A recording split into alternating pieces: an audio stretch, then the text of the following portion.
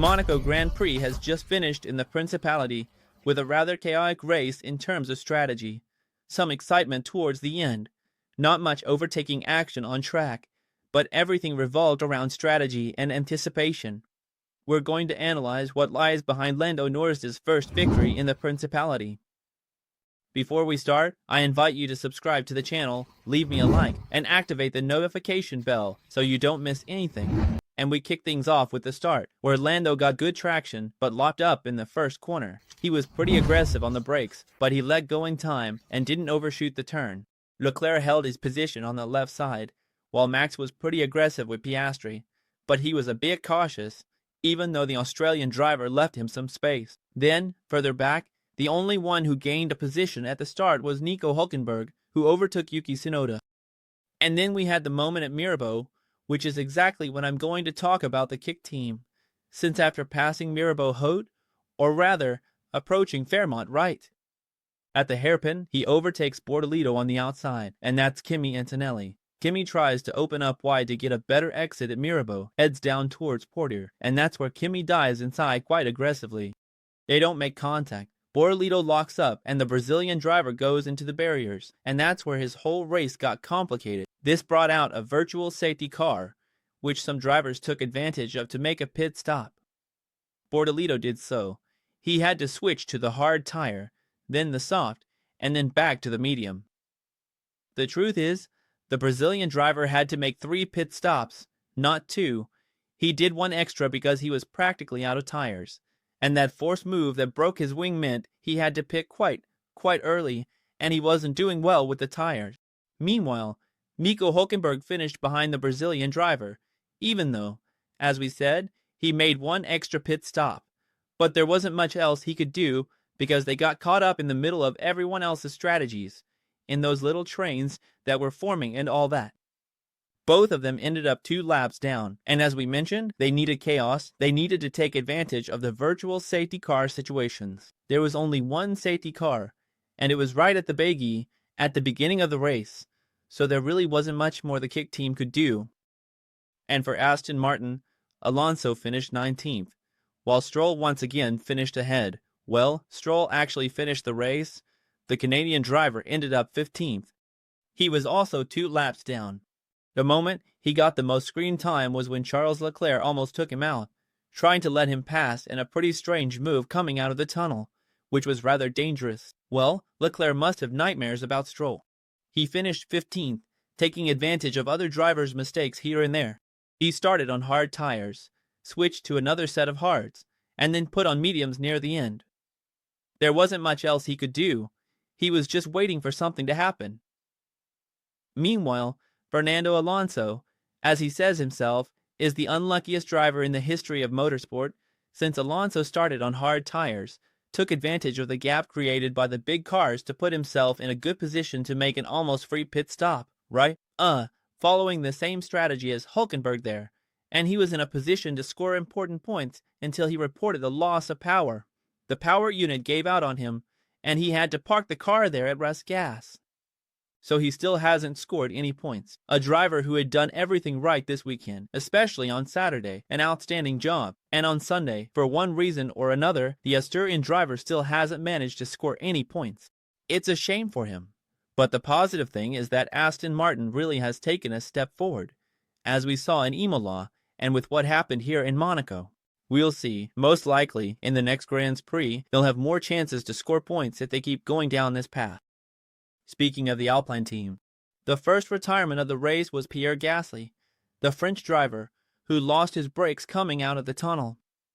He had already pitted. Gasly took advantage of the first virtual safety car caused by Bortolito to pit, going for a different strategy than his teammate, and they had already closed the gap.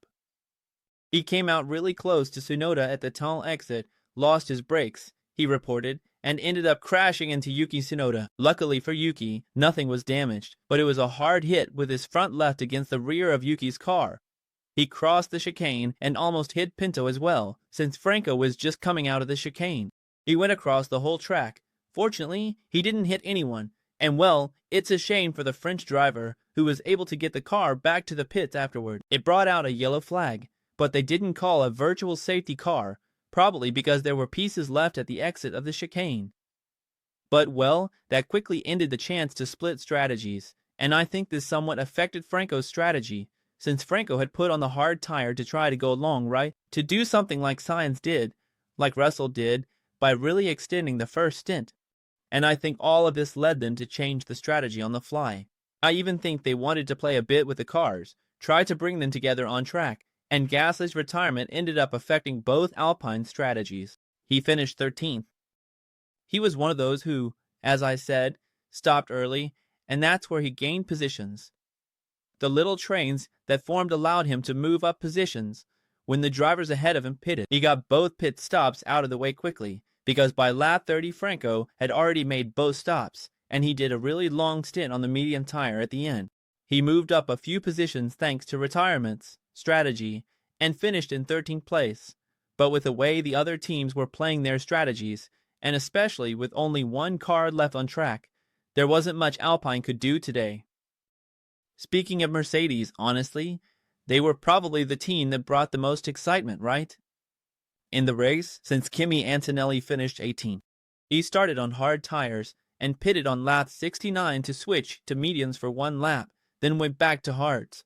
By then, Kimi's race was pretty much completely sacrificed, and he ended up suffering the same fate as his teammate, Kimi, who made a nice move on Bortolito at the start to slot in behind Russell. After that, both of them ended up stuck behind the Williams train, which played its own game. We'll talk about that in a bit between Albon and Sainz. Russell overtook Albon by cutting the chicane, saying, "I'll just take the penalty," because when you go off track and gain an advantage, sometimes the FIA gives you a 5 or 10-second penalty. And here they gave him a drive-through, which is fair, because Russell did it intentionally, and they gave him a drive-through penalty, which should really come back to Formula 1, and then we wouldn't see things like this. You have to serve the drive-through within the first 3 laps, so he had to do it. And then, Antonelli started dropping back.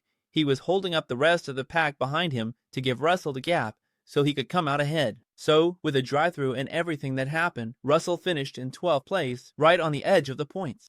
And like I said, they had to sacrifice Kimi Antonelli. Mercedes' problem was on Saturday, when they had bad luck, right? His car stalled, even though he was set to qualify much further up the grid. So, a chaotic day at the office for the Mercedes team. Toto Wolff's face when they showed him on camera was honestly really funny. But today, with everything that happened and Russell finishing just one spot outside the points, it's really something they probably didn't expect. They tried to do something different, but ended up stuck in the DRS trains that formed. Williams' team. We have Sainz and Albon in 10th and 9th place. They both scored points thanks to Fernando Alonso's retirement, with the Williams team doing a great job working together. Well, first of all, Russell opened up a gap for Albon so he could make his 2 pit stops. He started on the medium tire, then put on another set of mediums. After 4 or 5 laps, he had another gap, switched to the hard tire, and went to the end around lap 30 or 40 for Alexander Albon. Then later on, they switched places, right? He lets Alexander Albon pass Sainz, starts to hold him up, and that's when everything happened with Mercedes, and Sainz got the gap. He makes both pit stops quickly, and then lets Alexander Albon through again. 9th and 10th place for the Williams team, who take home 3 points that are important for the Constructors' Championship. So, a great team effort, coordinating and working really well together, and creating quite a train, honestly, because both of them finished 2 laps down. Alexander Albon was the first to finish 2 laps behind. And speaking of the next team, which is Haas, we have an Oliver Mann in 12th place, who also took advantage of the virtual safety car to pit. Then he pitted quickly. He was on a very similar strategy to Franco, since both of them had pitted early. But I needed a little luck. Ollie's moment when he went flying over the curb coming out of the swimming pool section was actually pretty dangerous. He barely avoided crashing into the wall by sheer luck, and that was one of the moments where he got the most attention. After that, he got stuck behind the Mercedes and Williams train. Meanwhile, Esteban Ocon took advantage of the gap that Liam Lawson created so that Hülkenberg could get in. He took advantage of it too. He pitted there, started on the medium tire, then switched to another medium, and finally put on the hard tire until the end. And quickly, before lap 30, the French driver had already gotten both pit stops out of the way, doing a really good job and taking advantage of Fernando Alonso's problem to move up a position and score important points for the American team. Speaking of the B-car team, we had Liam Lawson in 8th, Hatchar in 6th. Hatchar started 5th, finished 6th, while Liam Lawson started 9th. He created the biggest train in the history of Monaco and finished 8th. So, driver of the day, Liam Lawson. Saying this a bit ironically, but I think he did a good job. He worked really well for the team. The whole thing about the gap they created for him, which they had planned from the start of the race, was to leave the gap to secure Hülkenberg, since he had a very good chance at points. And then Liam Lawson, with everything that was happening behind him among the Williams cars, took advantage and had no issues. He finished, right behind Hülkenberg, and Hülkenberg, did a really good job.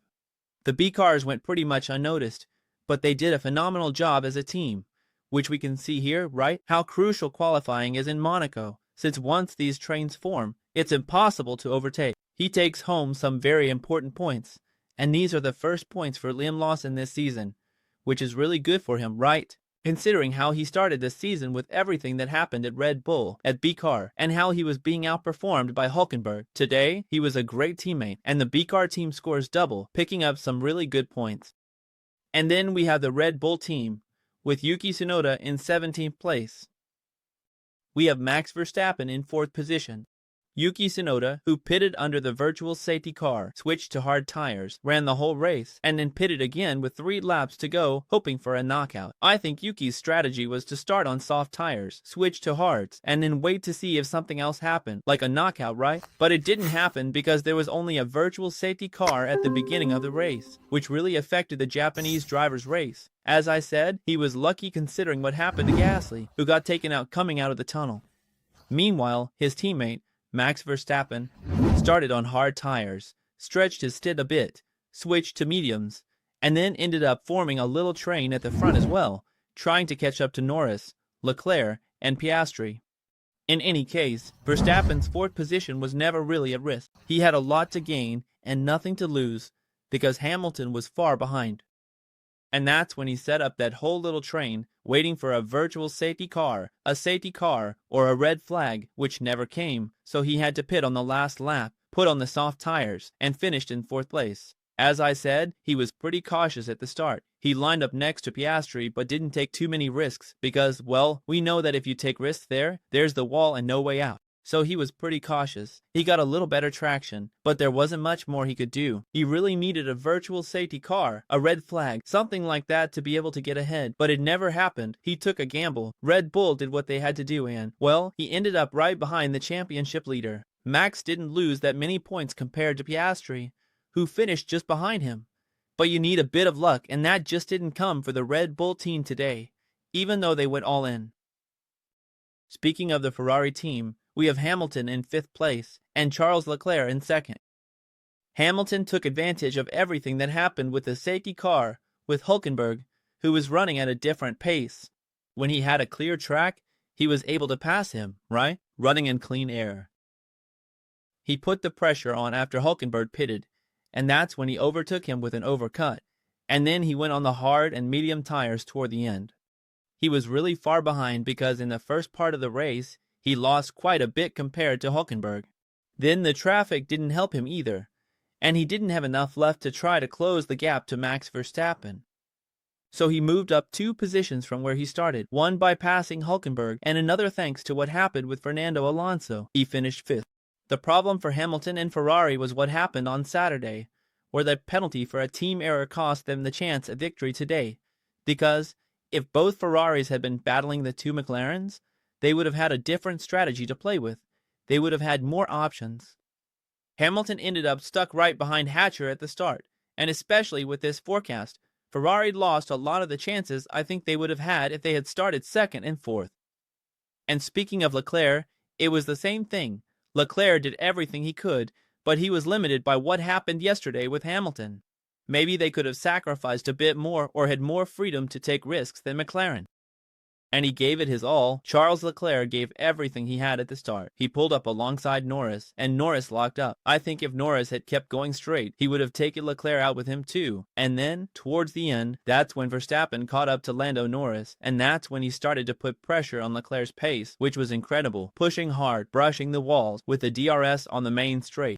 He never actually tried to make a move. He never went for it. Norris had good traction coming out of the high Mirabeau, so he couldn't really try anything at Fairmont because, like I said, Norris was getting good traction.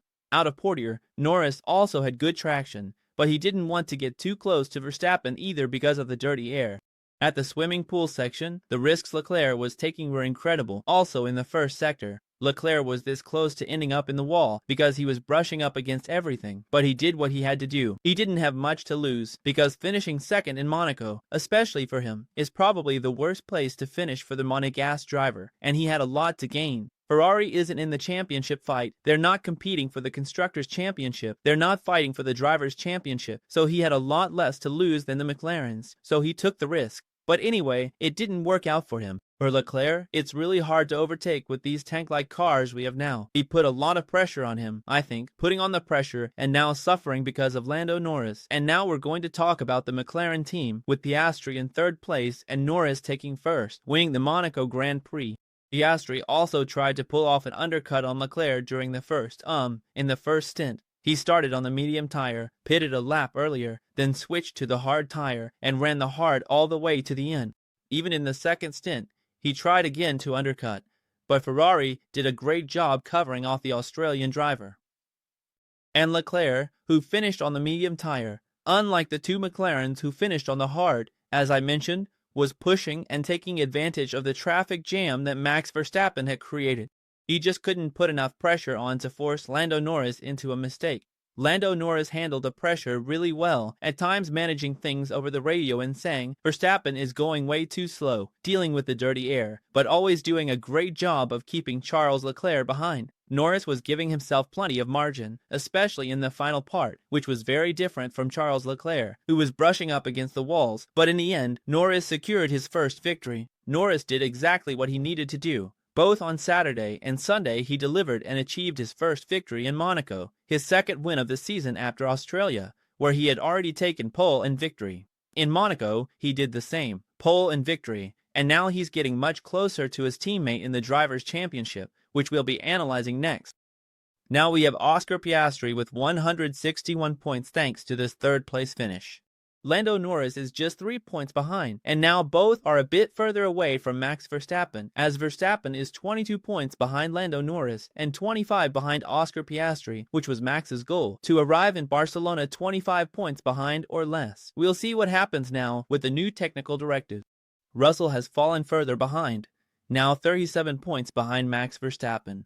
Leclerc is getting closer to George Russell. Lewis Hamilton is doing the same, and Antonelli is in 7th. Albon is in 8th place, still adding points and very close to Antonelli. 9th is Esteban Ocon, who adds 6 more points and now has 20. And Hatcher, the French driver, moves up 4 positions to break into the top 10, overtaking Lance Stroll, and now has 15 points. An incredible job by the French driver, the RB driver, who is definitely the rookie of the season, without a doubt, not making any mistakes. The only mistake you could point out is what happened in Australia, and after that, he's had perfect races like we saw this weekend. Speaking of the Constructors' Championship, McLaren has 40 points, more than double the Mercedes team's lead. There is no battle for the Constructors' Championship. Red Bull is in 3rd, pretty close to Mercedes, with 143 to 147 points, and that's with only one driver scoring for Red Bull. What Verstappen is doing is incredible. Ferrari is just 1 point behind Red Bull.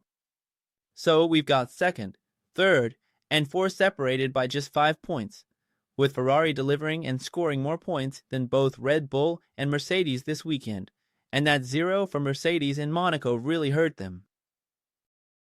Williams is left with 54 points, pretty far behind in that 5th position. Haas increases the gap and stays in 6th, holding on to that spot. RB, the Red Bull team, moves up a position and overtakes Aston Martin, which drops to 8th place with 22 points. The Silverstone team falls back. Alpine is 9th, in a pretty tough spot, and the Kids team remains in last place. There we analyze the Monaco Grand Prix, which, as I said, with this new rule of 2 pit stops, or rather, the requirement to use 3 different sets of tires, led to a race where we ended up with many cars 2 laps down, someone lap down, and only 5 finished on the lead lap. That was something we could have expected. We had already talked about how these trains could form. And that ends up making things a bit more complicated. Not just for this idea Formula One had, but I think, on the other hand, we still had excitement right up to the end with what happened with Verstappen, with Charles Leclerc, and with Lando Norris. Obviously, it's very hard to overtake with these tank-like cars we have now. It's not Monaco's problem. The problem is the huge cars, and in Monaco, the most important and most fun part is qualifying. But I think it was a completely different Grand Prix compared to last year, when there was no excitement at all. Here, there was a little more anticipation. Also, that virtual safety car at the start of the race allowed some to take advantage. But then, since there was no more virtual safety car, no red flag, and no safety car, which some teams were counting on for their strategy, it ended up giving us this race with big gaps. Because if there had been a safety car, everyone who was 1 or 2 laps down would have gotten their lap back, and it could have been a completely different race. But I think it was a nice Grand Prix, considering what the Monaco Grand Prix is usually like, and we already have a rematch in Barcelona in a week. I'll wrap up the summer here. Leave me a comment with your thoughts. Subscribe to the channel and leave a like, and I'll see you in the next video from Motorsport Planet. Goodbye.